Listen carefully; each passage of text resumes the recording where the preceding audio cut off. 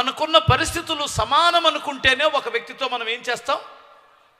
స్నేహం చేస్తాం, లేదంటే చేయలేం కదా.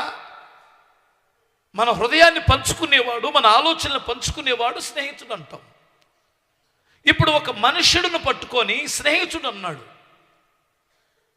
అబ్రహాము దేవుడితో మాట్లాడుతున్నప్పుడు అబ్రహాము ఏమని అన్నాడంటే, ధూళిని దుమ్మునైన నేను నీతో మాట్లాడుటకు తెగించానన్నాడు.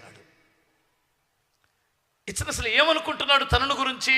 నేను ధూళిని దుమ్ముని, సొదొమ గొమొర్రా పట్టణాన్ని రక్షించమని అడిగేటప్పుడు, ప్రభువా ధూళిని బూడిదనైన నేను నిన్ను నీ దగ్గర మాట్లాడడానికి తెగిస్తున్నానన్నాడు. అంటే ఎంత తగ్గించుకున్నాడో మీరు చూడండి.